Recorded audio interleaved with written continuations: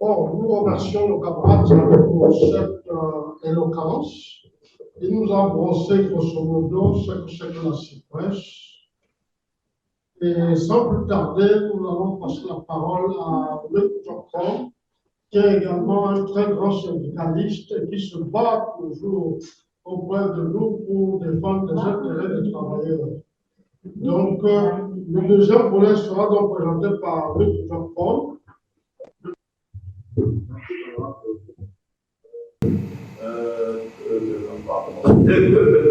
Bon, c'est un peu l'émotion. Hein. Je viens de voyager, d'ailleurs, il est arrivé ici, depuis 4 heures du matin, parce que vu l'intérêt de la cause est très importante pour tous les retraités du Cameroun.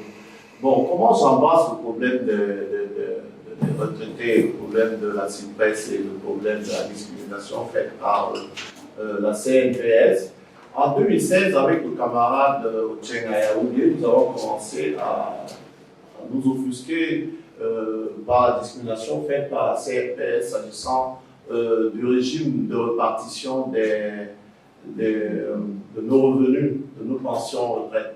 Il a été créé une discrimination de fait qui fait que les retraités avant 2016 sont paupérisés, sont les délaissés au profit des néo-retraités qui sont partis à partir de 2007.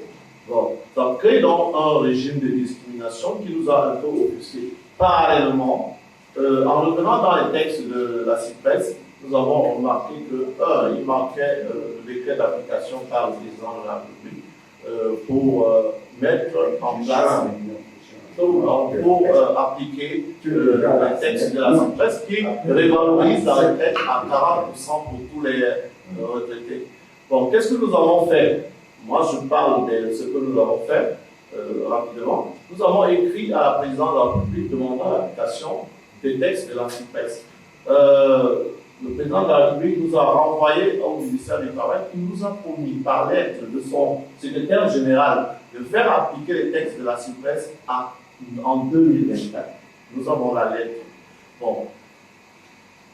Nous avons attendu, nous sommes en 2024, et pour nous, 2024, il faudra les décisions de l'État, les promesses de l'État doivent être appliquées. Qu'est-ce que nous préconisons? Quelle est notre action? Nous disons qu'il y a là deux volets de la chose. Deux volets de la chose, c'est-à-dire qu'il y a un volet politique, il y a un volet judiciaire. Le volet judiciaire, c'est quoi? C'est qu'il y a une décision qui entache, qui viole la loi, qui est celle du directeur de la CNPS, qui crée une discrimination entre les classes de retraités. En popularisant une partie des retraités, la plus grande partie d'ailleurs, c'est-à-dire que 90% des retraités. Donc, nous pensons que cette décision doit être attaquée dans le cours administratif.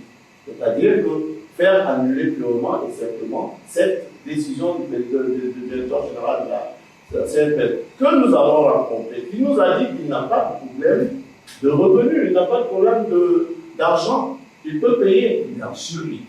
Il est même en surliquidité. Donc, c'est une décision qu'il a prise qu'il faut attaquer sur le plan juridique. Ça, nous sommes d'accord là-dessus. Mais il y a un autre volet politique. Le gouvernement nous a promis en 2024 d'appliquer la CIPRES. Là, il faut attaquer sur le plan politique. Sur le plan politique, comment? On nous a dit en 2024 on est à la veille des élections, on ne présente pas la politique, mais le politique qui promet et qui n'exécute pas et qui va aller aux élections, il est question de l'amener à appliquer ses propres promesses, ses propres décisions. Comment nous allons le faire? Nous ne sommes pas des employés pour dire nous allons gréver. Et maintenant, il faut, j'ai proposé de digitaliser notre action, d'amener notre action, de publier, d'informer les gens de la discrimination qui est faite, de la non-application des promesses politiques par l'État du Cameroun à la veille des élections. Là, il faut faire pression, il faut faire un compte du pouvoir politique.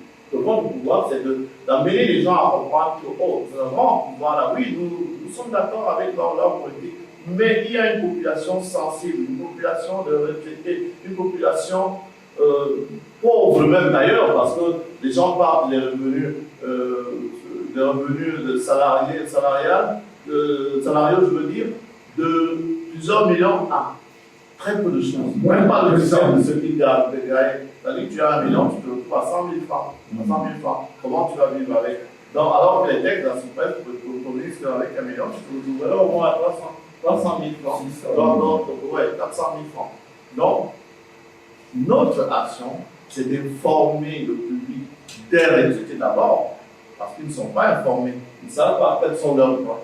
Les informer et créer de digitaliser un peu notre revendication. C'est-à-dire créer des voies de communication par des réseaux sociaux, d'abord, et avoir le maximum, attirer le maximum de retraités pour adhérer à ces réseaux sociaux et participer avec nous à la revendication sur les réseaux sociaux. Et que le gouvernement sache que les élections approchant, voilà une population que nous avons popularisée qui risque de nous échapper.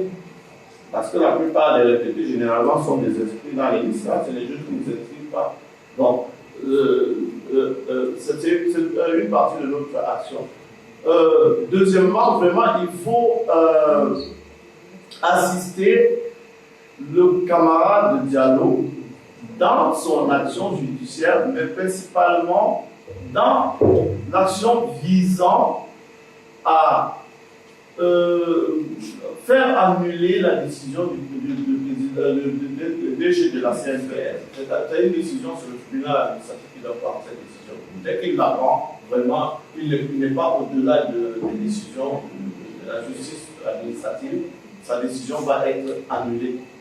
Donc, voilà les points sur lesquels je base mon intervention. S'il y a, je suis assez succinct, c'est-à-dire que je ne vais pas dans les détails, nous avons beaucoup de temps, nous avons un temps limité. S'il y a des questions, s'il y a des interventions, je passe le micro